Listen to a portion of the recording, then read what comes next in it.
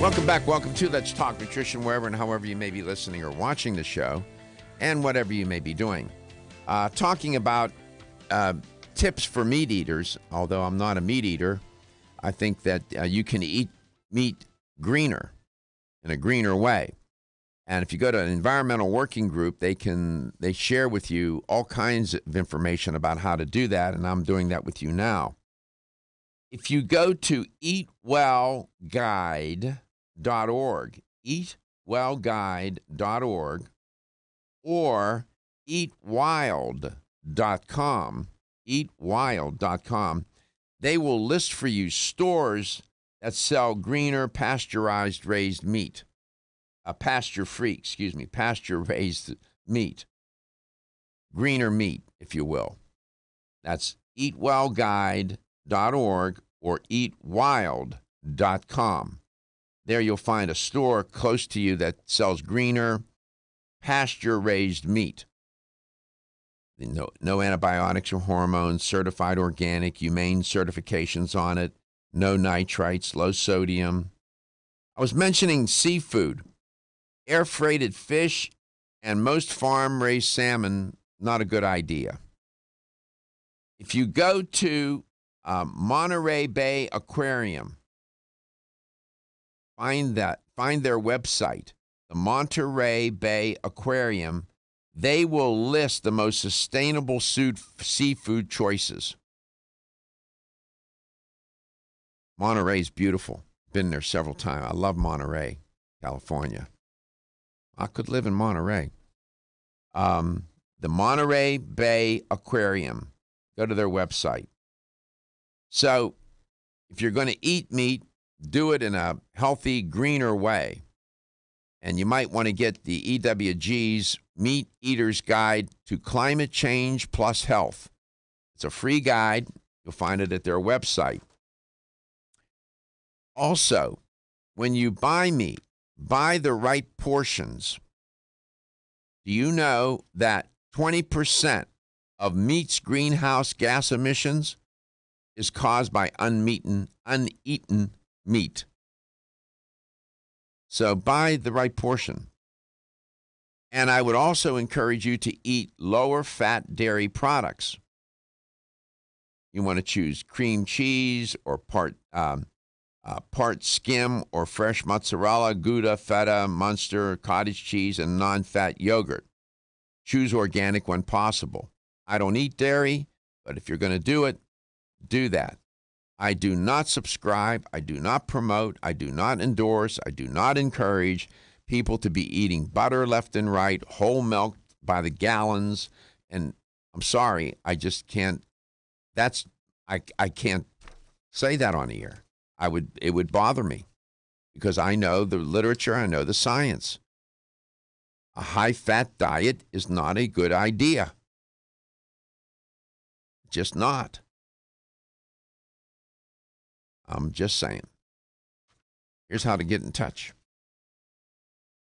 You can reach us at 877-897-8255. That's 877-897-8255. And you can follow us on Facebook or Instagram or at LTN Radio on Twitter. Dr. Garko's personal email is drgarko@letstalknutrition.com. And I'm sitting here and I'm flipping through our Facebook page, and then you were telling me to go to the Monterey Aquarium. Right, Monterey Bay Aquarium. Okay. And they have a site on there. They have two sites that are pretty interesting. One is conservation and science, and the other one is education. Mm-hmm. They're very good. So I'm going to post that on our Facebook page. Yes. So you can have a quick link to it. Now, you told me when I first started to eat small fish. Yes. When I was, right before I got sick, the only meat I was eating were sardines and anchovies. Why? They're lower on the food chain. Be mindful, whales eat sardines by the metric ton, right? Yeah. And smaller fish have less toxins in them. They don't have as much fat or muscle. And those tissues tend to hold the toxins, the heavy metals. Tuna, salmon, And the bigger fish will hold those toxins in the tissue, in the fat tissue and in the muscle tissue. So if my family members ask me, what's my recommendation when I talk to my family, when they ask me about eating fish, and should I eat fish, they ask me like 3 times a week, I say no. They look at me, what's wrong with fish? Well, there was nothing wrong with the fish until we messed with the fish and made the waters, the oceans, the rivers, and the streams contaminated and polluted. The fish were doing just fine. We caused that. So I would never tell my daughter or my grandson, or my great-grandson for that matter, to eat fish 3 or 4 times a week. No way, no how. Too much risk. I'm just saying. And it's terrible to have to say that. What we've done we've done it. It's of our own doing. Now, if you go to the Environmental Working Group, they have what they call their Dirty Dozen. That list. The Dirty Dozen. And then they update the Dirty Dozen. The foods that they tell you just stay away. These are foods that are pesticide ridden. And they do a good job. They have the Environmental Working Group and pesticides, the Dirty Dozen. They have another report called the Dirty Dozen Guide to Food Additives, Dirty Dozen Guide to the Food Additives is worth reading. And you'll find foods on the Dirty Dozen, as they refer to them, that you'll be shocked. You say, "Oh my goodness, I can't." You have to be very careful. Pesticides are real. We come back, maybe we can get that list up. We'll see if we can find it and put it up on the screen. And I'll have a health question for today, LTN health question of the day. So these are all little recommendations. If you're going to eat meat, I gave you healthy ways to go about making the right choices. If you're going to eat turkey for Thanksgiving, gave you some options there. Different kinds of, so many different options. Conventional turkey, I wouldn't buy one. That's me. Of course, I don't eat meat anyhow. So, but many of you do. Make healthier choices, as I pointed out. These shows are all on demand. They're archived, audio and video. Audio's under show schedule, video, some on the homepage, the rest on YouTube. A link will take you there. Come back for the LTN health question of the day, $25 gift card. Are your joints feeling out of date and stiff? Is that old sports injury flaring up? Is your body aching from the daily wear and tear at work? Body Vigor's Joint Ready keeps you at the ready for any joint pain that gets out of line. Unfortunately, as we age, joint pain becomes more common. Body Vigor's Joint Ready can help provide relief so you can continue to go about your day. Our formula contains sulfated forms of glucosamine and chondroitin. Studies show that these sulfated forms are more effective than regular glucosamine bound to hydrochloride. Joint Ready promotes a healthy inflammatory response, facilitates cartilage synthesis, and provides additional antioxidants. Keep your joints at the ready with Body Vigor's Joint Ready, exclusively on Amazon.com.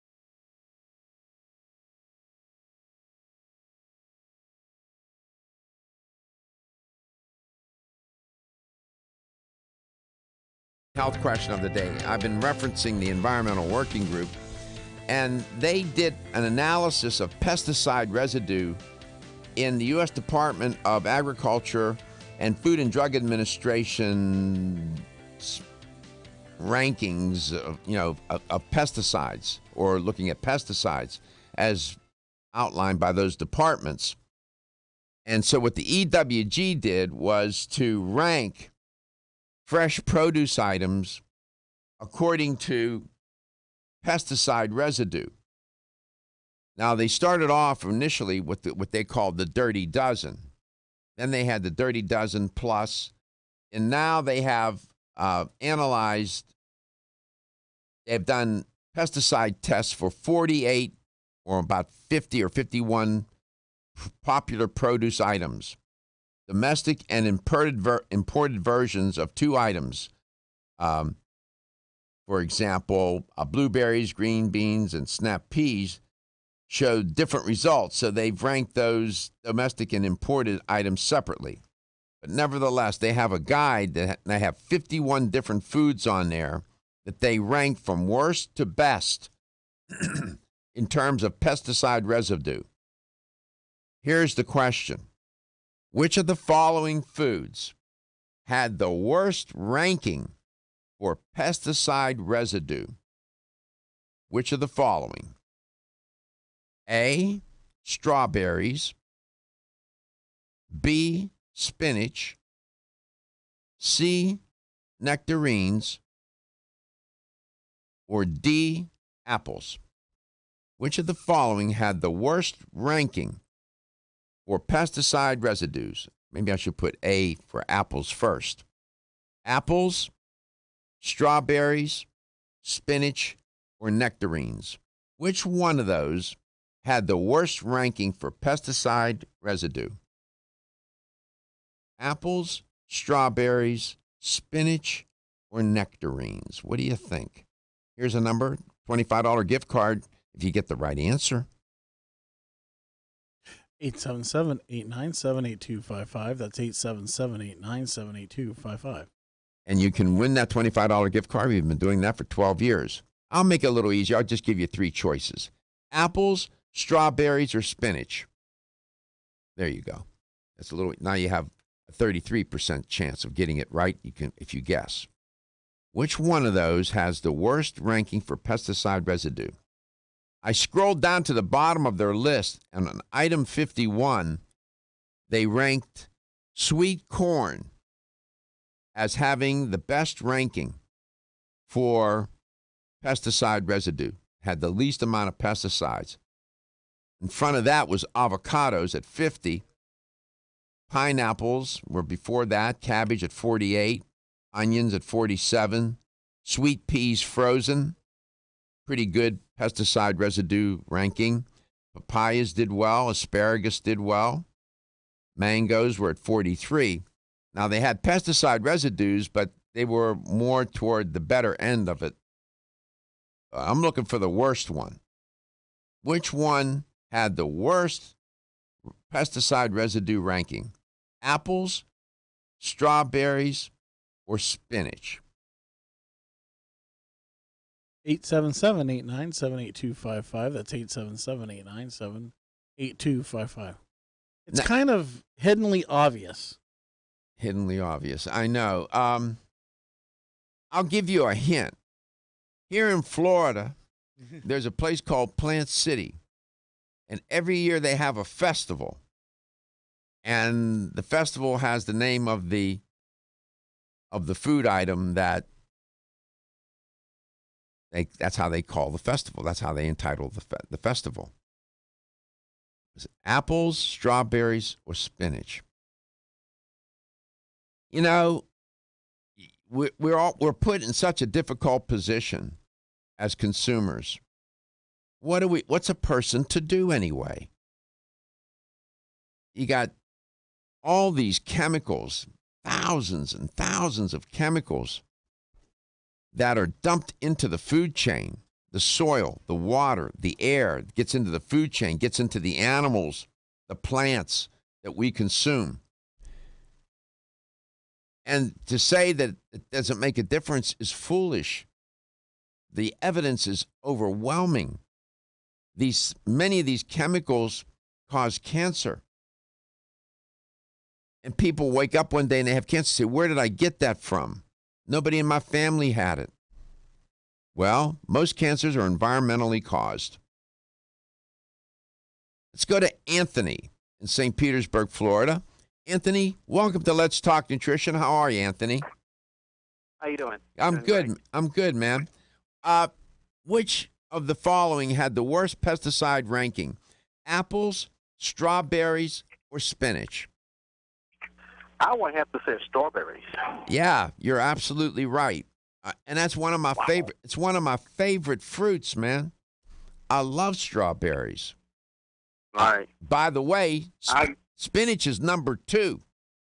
Apples is number 4. Wow. Wow. I know. You know, it drives you crazy, Anthony. You don't know what to eat, right? You don't know because you don't know what chemicals you're eating, right? That's true too. Because I eat asparagus and I eat I eat one banana a day. Okay. A lot of water. Green Asparagus had a good ranking. It was ranked 44th in their list of 51, so it had less pesticides. Let's see, bananas. I didn't see banana. Bananas was number 31 on the list. So that's great. We do the best we can, right, Anthony? Oh yeah. But it's good to know. It's good to know these things, and some people. You know, the problem is you definitely have to people think, oh, this is organic, I don't need to wash it. Please don't think that. Oh, yeah. You got to wash it. But even washing the fruit is good, but these chemicals get into the cellular structure of these plants and these fruits and vegetables. So, well, you know, stay tuned. We talk about detoxifying and this and that. Thank you, Anthony, for listening to the show and calling in today. Thank you. All right, take care. You do the same, man. And thank you for listening and watching, each and every one of you. We appreciate it. We're grateful, and we don't take you for granted. Trust me, we don't. You're always on our minds. We're trying to do the best we can to give you the best information, science-based, and as honestly and straightforward. I don't know the absolute truth, but I'll tell you the truth as I know it. And do I make mistakes from time to time? Absolutely. And I find out that, you know, I'll change my opinion on something because there's new data that comes in. But we always do this with your interest and your concern in mind, because your health is your wealth, and your health is the wealth of those that care about and love you. Are you suffering from those awful allergies?